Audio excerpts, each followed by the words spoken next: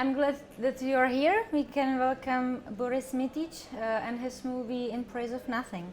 Boris, could you please shortly describe what is your movie about, because it is about nothing? Shortly, you just described it, yes. Well, it's a documentary about nothing, which is, in a way, a commentary about both the state of the world and the state of the film industry. Mm-hmm. It's an obvious provocation, but it's a provocation which is very substantiated with 8 years of hard work. I went through 20,000 pages of a very diverse bibliography to try to understand all the ways in which this wonderful concept of nothing is affecting our lives. And I worked with almost 100 cinematographers from all over the world, whom I challenged into trying to film nothing in a documentary way. And the result is a film in which nothing is speaking to us for the first and the last time. Nothing is tired of being misunderstood. It runs away from home and comes to discover our world and to tell us something. And this narration is spoken by Iggy Pop, and it's illustrated by this footage of nothing filmed all over the world, which are matching exactly or in counterpoint the narration of nothing. And why Iggy Pop? Why Iggy? Iggy is, Iggy is, why not? Iggy is a childhood hero. The last one, maybe, with Tom Waits. Iggy is playful, is childish, is resilient, is decadent, he's charming. He was a perfect anti-hero, in a way. I always thought that nothing deserves to have one narrator who is special in some way. But I never thought about Iggy until I saw him one day perform a duet with a young French singer singing in French. And I say, Iggy, is that you? He aged so beautifully. His voice matured so nicely. He's so much at peace with himself, but he still has this kind of resilient, almost animal kind of plasticity and character and a very charming smile. So I felt like, like this guy, you can listen to him speak about anything in a way. And I asked him and he accepted. And in a way that the text is written in a very special way. Mm-hmm. The 20,000 pages of bibliography were distilled like alcohol into very short blocks of text, which are actually rhyming. So the whole narration in the whole film of like 80 minutes of film reads like a children's book. Mm-hmm. And in a way it matches the simplicity of rock and roll lyrics in a way. So it matches very well the character of Iggy.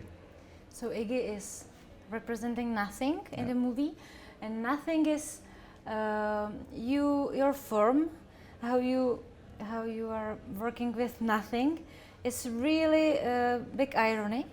And I think we are also ironic nation. Maybe East Bloc countries have some special ironic humor. Maybe at least I feel it like that.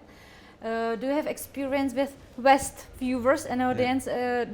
Do they understand it in the same way? Absolutely, yeah. I mean, there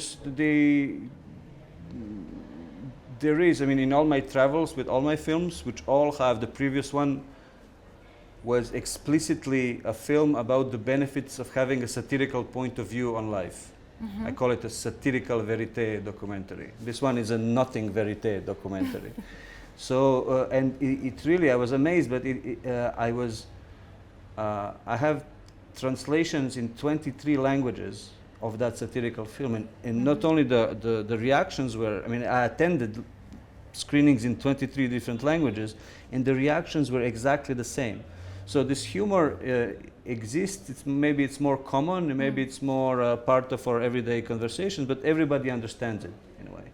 They respect us a lot. I think they have in a way like an inferiority complex when they, you know, for a change, but you know, because of our humor, our the layers of warmth in our black humor vision of everyday life, you know.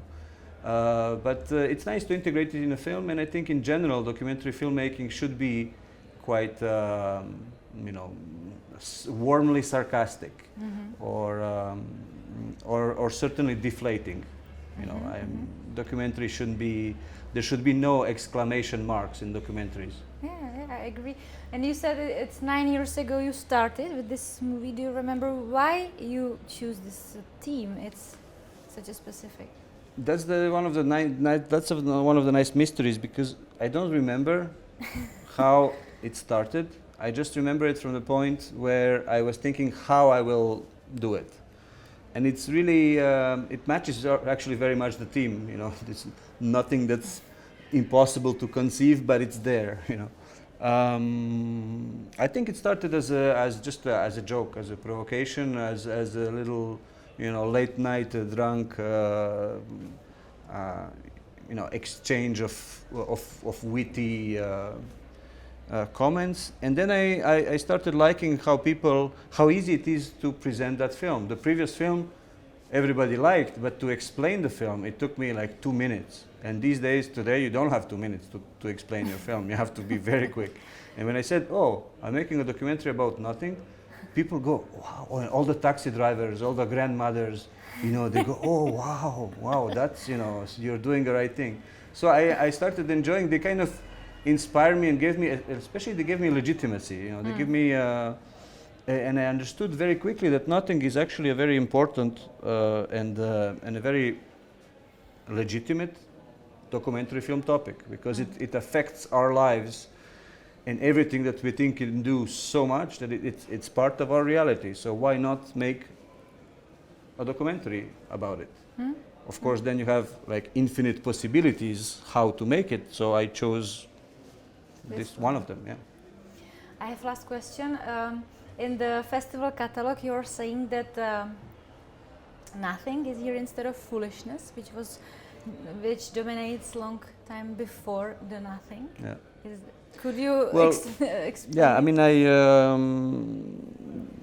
the film is called "In Praise of Nothing," which is a paraphrase of the title of the book, of the classic humanistic book by Erasmus of Rotterdam, "In Praise of Folly," or "In Praise of Madness," in which folly or madness is going around the world and trying to convince people that, you know, it's so much easier and so much nicer and so much more pleasant to be stupid than to be smart.